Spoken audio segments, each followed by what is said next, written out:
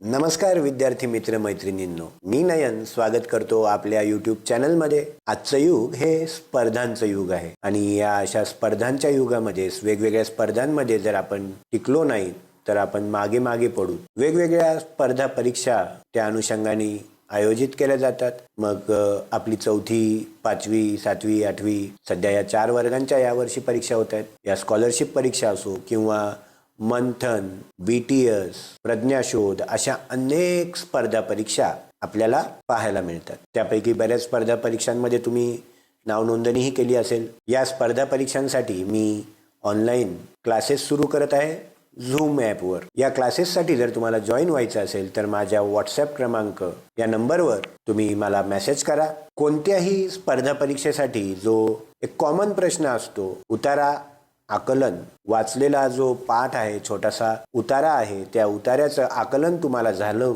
आहे का, किंवा तुम्ही तो उतारा वाचून समजून घेऊ शकता का, ते पाहण्यासाठी एक उतार्यावर आधारित काही प्रश्न या परीक्षांमध्ये विचारल्या जातात. उतारा वाचनावर आधारित प्रश्नांचा आज आपण अभ्यास करणार आहोत. इयत्ता 5वीमध्ये जे स्कॉलरशिपसाठी पेपर्स होते 2017 पासून 2025पर्यंत, त्यावरील उतारा वाचन या प्रश्नप्रकाराचे आज आपण माहिती पाहूयात. 2017चा पेपर आपण ओपन करत आहोत.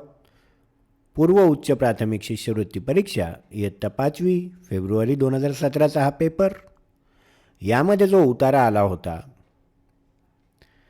हा नदीविषयी होता. कृष्णेचे कुटुंब भले मोठे आहे, कितीतरी लहान मोठ्या नद्या तिला येऊन मिळतात. गोदावरीप्रमाणेच कृष्णेलाही महाराष्ट्र माता म्हणता येईल. नरसोबाच्या वाडीला जात असताना गाडी नावेवर चढवून आम्ही कृष्णा पार केली होती. ते कृष्णेचे दुसरे दर्शन. एका बाजूला उंच दरड आणि दुसऱ्या बाजूला दूरवर पसरलेला गाळाचा विस्तार व त्यात होणारी वांगी, काकड्या, कलिंगडे, टरबुजे यांचे अमृतमळे. कृष्णाकाठाची ती वांगी ज्याने एकदा चाखली की त्याला वारंवार खावीशी वाटतील. सतत 1-2 महिने सारखी वांगीच खात राहिलो तरीही तृप्ती होणार नाही. मग वीट येणे दूरच राहिले. असा हा उतारा. त्यावर आधारित काही प्रश्न त्यांनी विचारले होते. 3 प्रश्न विचारले जातात. त्यातला पहिला प्रश्न आहे, महाराष्ट्र माता कोणत्या नदीला म्हणतात? तर इथे आपण आत्ताच वाचलं होतं की गोदावरीप्रमाणेच कृष्णेलाही महाराष्ट्र माता म्हणता येईल. जरी हा कृष्णा नदीबद्दलचा उतारा असेल, पॅरेग्राफ असेल, तरीही यात त्यांनी सांगितलं आहे कृष्णेलाही म्हणता येईल. म्हणता येईल म्हणजे म्हणत नाहीत, म्हणू शकू, पण म्हणतात कोणाला? मग गोदावरीला. त्यामुळे या पहिल्या प्रश्नाचं जे अचूक उत्तर आहे ते आहे गोदावरी. दुसरा प्रश्न पाहूयात. कृष्णा नदीच्या गाळात कशाचे अमृतमळे फुलतात? जसं आपण आत्ता इथे वाचलं होतं की वांगी, काकड्या, कलिंगडे, टरबुजं यांचं अमृतमळं फुलतात. मग पर्याय अ, ब, क मध्ये काकड्या, टरबुजे आणि कलिंगडे असे तिन्ही पण दाखवलेत आणि मग खाली पर्याय दिलेत. पहिल्या पर्यायात अ, ब आणि क तिन्ही बरोबर, फक्त अ आणि ब असे वेगवेगळे ऑप्शन आहेत. तर आपण पाहिलं आहे तिघांचंही फुलतात. त्यामुळे याचं उत्तर आहे पर्याय 1, अ, ब आणि क. तिसऱ्या प्रश्नामध्ये विचारलं होतं, पुढीलपैकी कोणत्या अर्थाचा वाक्प्रचार उतार्यामध्ये आलेला नाही? आलेला नाही. मग हे वाक्प्रचार दिलेले आहेत. विद्यार्थी मित्रांनो, स्कॉलरशिपसारख्या ज्या परीक्षा असतात त्यासाठी वाक्प्रचारचे अर्थ, समानार्थी शब्द, विरुद्धार्थी शब्द हे पाठ असणं फार गरजेचं. मन न भरणं, कंटाळा येणं, पूर्ण करणं आणि चव घेणं याच्यापैकी कोणता आलेला नाही ते विचारलं आहे. तर इथे आपण बघूयात. वीट येणं म्हणजेच कंटाळा येणं, तो आलेला आहे. तृप्ती होणार नाही अर्थात मन भरण्याबद्दलही आलेलं आहे.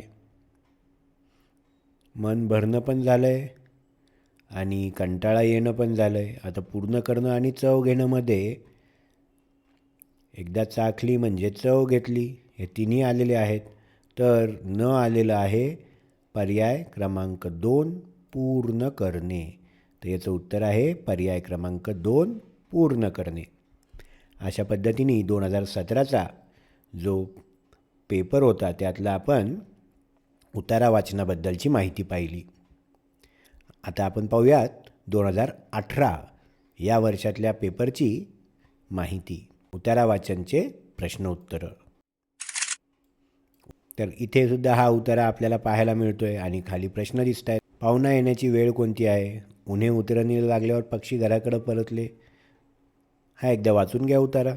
घराकडे परतल्यावर त्यांनी पाहिलं की पाहुणा आलेला आहे. परतले कधी? उन्हं उतरणीला लागल्यावर, अर्थात संध्याकाळी. म्हणजेच झाडावर येण्याची वेळ कोणती? तर संध्याकाळ. आगंतुक पाहुणा कोणता आहे? तर इथे चेंडू दिसतोय. चेंडू हा आगंतुक पाहुणा आहे. तिसरा प्रश्न विचारला आहे, समानार्थी शब्द आला नाही. कोणता? आला नाही असा विचारलं आहे. अतिथी म्हणजे पाहुणा आलेला आहे.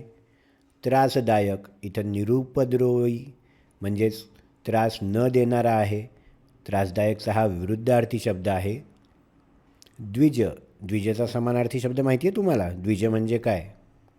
द्विज म्हणजे 2 वेळा ज्याचा जन्म होतो तो. पक्षी, एकदा अंडं होतं आणि त्या अंड्यातून पिल्लू बाहेर येतं, म्हणजे पक्षाचे 2 वेळा जन्म होतात असं आपण मानतो. तर द्विज म्हणजे पक्षी, तर पक्षी पण आलेलं आहे. आराम म्हणजे विश्रांतीसुद्धा इथं आपल्याला पाहण्यात येतो आहे. त्यामुळं याचं उत्तर आहे त्रासदायक. त्रासदायक हा शब्द, या शब्दाचा समानार्थी शब्द या उतार्यात नाही आहे. स्कॉलरशिपचा जो अभ्यास आपल्याला करायचा आहे त्याची बॅच झूम ॲपवर मी लवकरच चालू करत आहे. माझ्या या क्रमांकावर मला व्हॉट्सॲपवर तसा मेसेज करा. तुमचं नाव आणि तुम्ही कुठून आहात याबद्दलची माहिती मला माझ्या या नंबरवर तुम्ही पाठवा. मी तुम्हाला ग्रुपमध्ये जॉईन करेल. 2019चा पेपर पाहूयात. हा माया या एका महिलेबद्दल होता, एका मुलीबद्दल होता. मायाला 2 बहिणी होत्या. तिच्या आईला या तिघींनाही शिकवून स्वतःच्या पायावर उभं करायचं होतं. मायाचे वडील सतत आजारी असत, त्यामुळे आईलाच कष्ट करावे लागत.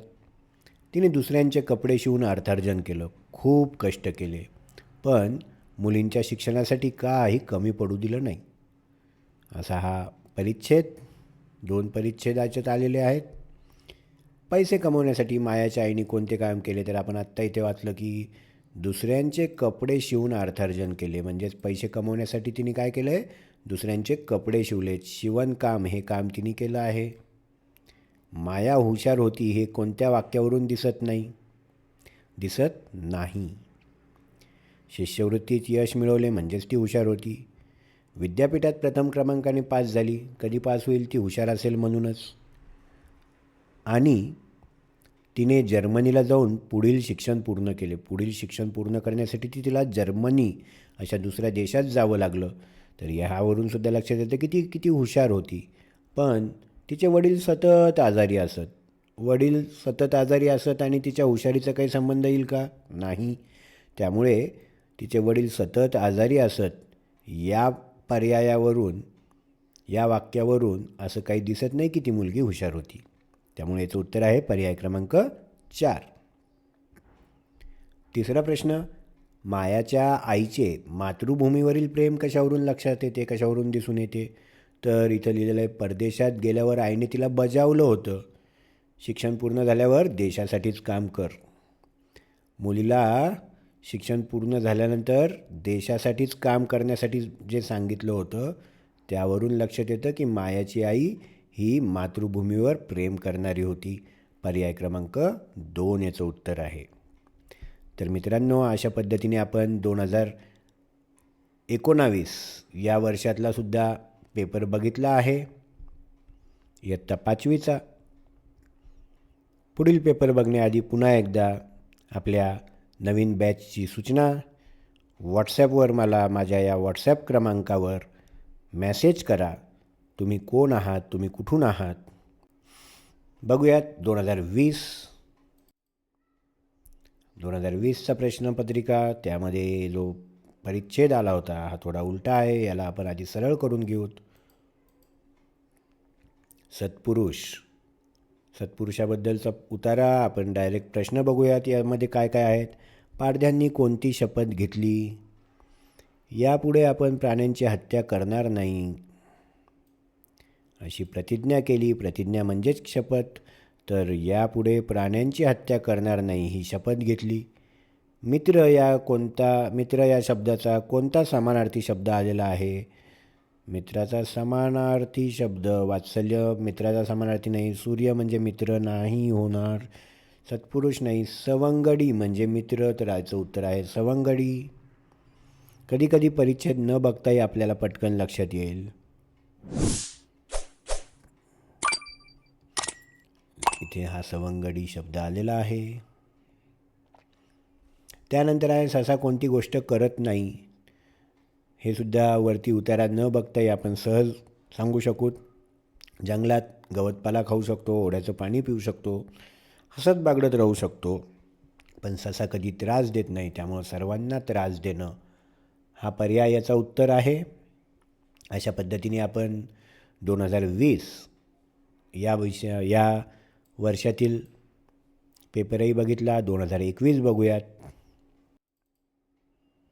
2021चा हा उतारा डॉल्फिन माशाबद्दल आलेला.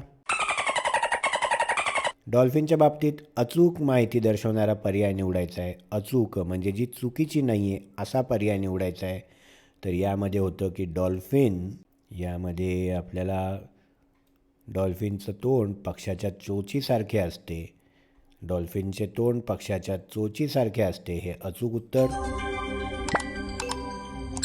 कोणत्या अर्थाचा शब्द उतार्यात आला नाही ते विचारलं आहे.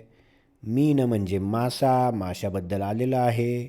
उथळ म्हणजे अगदी वरवर. डॉल्फिन तर समुद्रात खोल राहत असतो त्यामुळं उथळ हा शब्द आलेला नाही आहे, खोल आलेला आहे.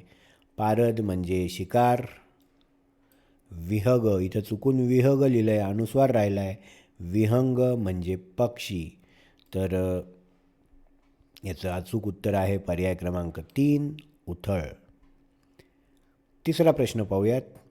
डॉल्फिनला सारखं पाण्याबाहेर का यावं लागतं? तर डॉल्फिनला पाण्याबाहेर यावं लागतं कारण श्वास घ्यावा लागतो. श्वास घेण्यासाठी मधून पाण्याबाहेर यावं लागतं श्वास घेण्यासाठी. पर्याय क्रमांक 3 श्वास घेण्यासाठी.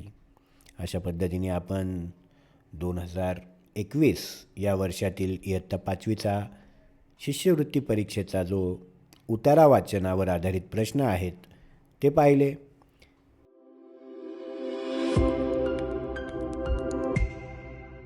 या पुढील वर्षांच्या प्रश्नपत्रिका आपण पुढील व्हिडिओमध्ये बघूयात. विद्यार्थ्यांनी लवकरात लवकर मला मेसेज करून कोर्स जॉईन करावा. भेटूयात एका नवीन व्हिडिओमध्ये. तोपर्यंत बाय बाय.